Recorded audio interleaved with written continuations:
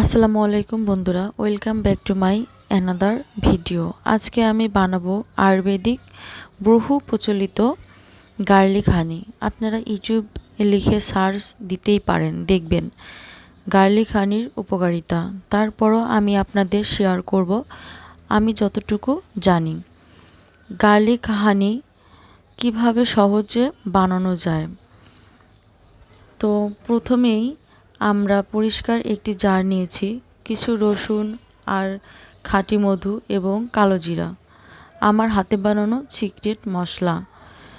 তো কে কে এই মশলার রেসিপিটা চান তো অবশ্যই কমেন্ট বক্সে কমেন্ট করে আমাকে জানাবেন। আমি চেষ্টা করব আপনাদেরকে নেক্সট ভিডিওতে দেখিয়ে দেওয়ার জন্য।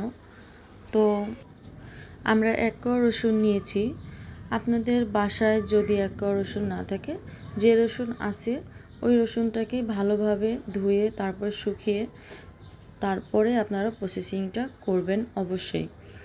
তো আমাদের হাতে বানানো যে মশলা, সেই মশলা, কালো জিরা আর আমাদের সংগ্রহ করা, নিজেরাই আমরা সংগ্রহ করি মধু।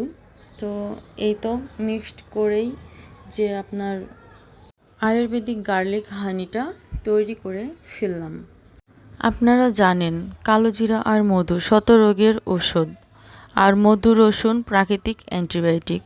তো কালো জিরা, মধু আর রসুন 3টি উপকরণ একসঙ্গে যখন মিশানো হয়, এর গুণাগুণ তো অবশ্যই বেড়ে যাবে, যা ব্যাকটেরিয়া, ভাইরাস, ফাঙ্গাস প্রতিরোধক হিসেবে কাজ করে।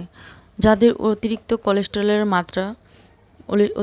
কোলেস্টেরলের মাত্রা কমিয়ে হার্ট সুস্থ রাখে, তো হার্ট অ্যাটাকের ঝুঁকিও কমিয়ে দেয়।